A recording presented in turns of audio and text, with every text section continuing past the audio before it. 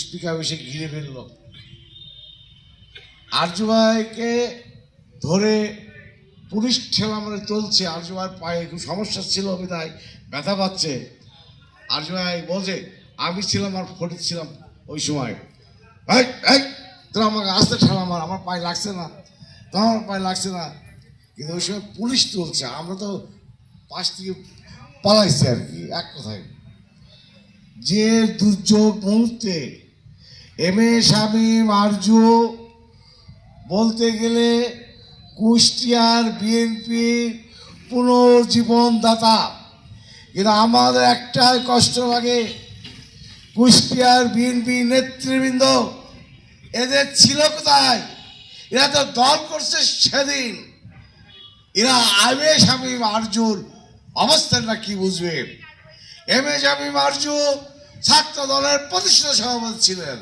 M A Shamim Arzu শহর বিএনপির সভাপতি ছিলেন। এম এ শামীম আরজু জেলা বিএনপির যুগ্ম সম্পাদক ছিল।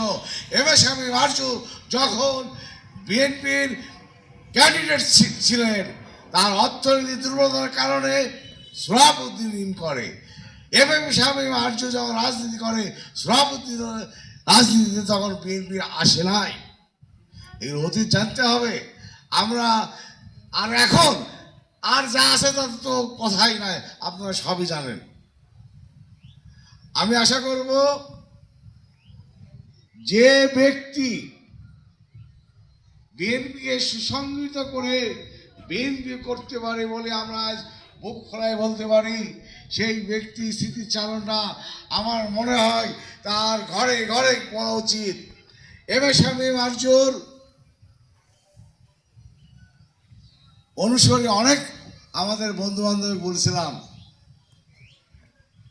যার জন্য আমাদের ছোট ছেলেমেয়ে বাদ রেখে বেশি আয়োজন না করে আমরা বন্ধু মহলটাকে বেশি বলছিলাম যে এম এ শামীম আরজুর যারা সহপাঠী সঙ্গ ছিল।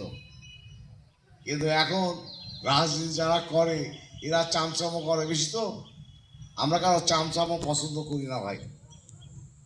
এরা ওই চামচামো করে আসলে কি হবে, যার জন্য ওরা সবাই কথা দিছিল, কিন্তু মেজরিটি ওরা আসি নাই। যার দুঃখের বিষয়, আমরা আশা করব এম এ শামীম আরজু জান্নাতবাসী হোক, তার আত্মা শান্তি